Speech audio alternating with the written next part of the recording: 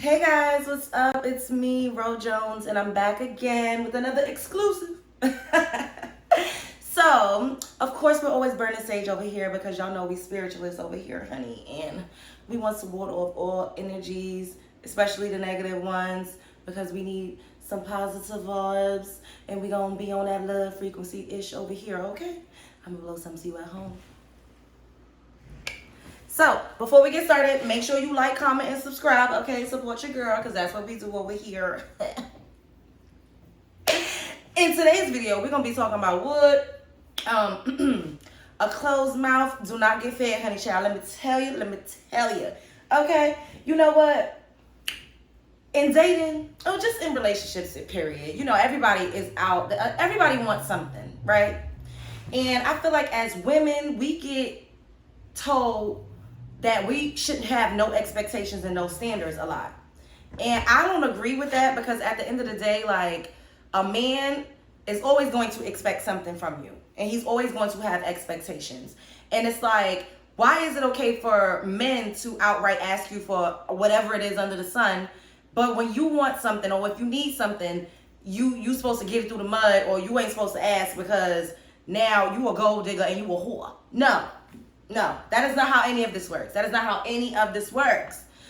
I always preach, your womb is the most sacred thing that you own. Your body is the most sacred and your most prized possession. So for someone to want to come into your life, first of all, in your time means a lot too, especially if you're a vibe like me, you know, and I know you a vibe because you're watching this.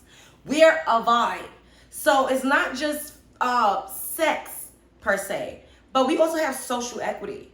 I know what it's like to be seen out with the likes of me. I know what it's like for me to hang out with you and to give you my time. I understand how I could fill a person up. I'm very motivational. I'm inspirational. That's just what we do. You know what I'm saying? It's natural. I could inspire you to do something. I could teach you something. I could cook you something. I could heal you from something. I know what it is over here. I give a lot. I am a lot. Like I said, it's a vibe.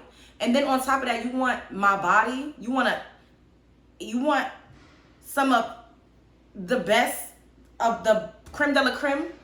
And if I need something I'm not supposed to ask you, oh, you got me fucked up, okay? You got me fucked up. And I don't care what nobody say. Women, if you want something, you better ask. I went through a phase where I would not ask. People always gave me things, men and women, because I am blessed, because I'm also a giver. I would always get things, but I never asked for anything. And I was dating this guy that made me feel like if I was asking him for something, then I was out of line. Like, oh, well, do you do my laundry? Do you do, like, nigga, we don't live together. How am I going to do your laundry? One. Two, whenever you over here, you begging for some ass. That's you asking for something. Cause I could easily be like, well, is you my husband? Do I got a ring on my finger? Why do you feel like I'm obligated to give you my body? I'm cooking. I was rubbing. I could be giving foot massages. I am a lot, okay? That's why I had to change my ways, because everybody does not deserve that. And if I'm not getting what I want and what I require, why on God's green earth should I be doing all of these things for you? Who the fuck is you? And they really will have you out here feeling like you don't deserve it, or you shouldn't ask. But they do not hesitate to ask you to go in the back door. They won't hesitate to ask you for some guap. But yet when you need something, you supposed to, I don't want to ask because I don't want him to think I'm this way. Do you think he give a damn about what you think he thinks, what you think about him? He don't care. Niggas will beg you down, tooth and nail, for some coochie, okay? And they do not care. So if I need some cash, if I need some gas, if I need some groceries, if I need some help, if I need anything, why on earth should I feel like, oh, now I'm shy and I'm demure and I don't want to act? I ain't that shy with my legs is to the moon, and I know somebody gonna come over here and be like, oh, you equating sex with money. Yeah, absolutely. In some cases, it absolutely applies. And if you are dealing with somebody consistently, you're not only giving them sex, you're giving them your time and attention. And time is worth money. And I don't give a damn what nobody say. You say no, I say next.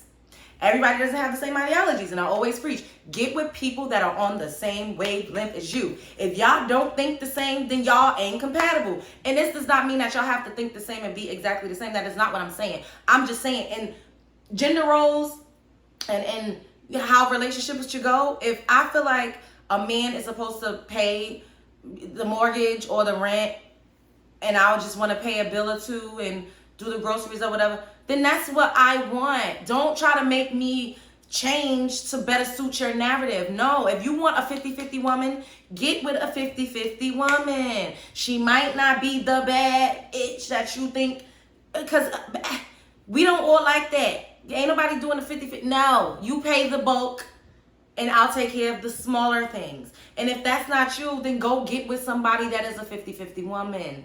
Do not come over to a woman that has requirements and standards and expectations and try to tell her that she should not.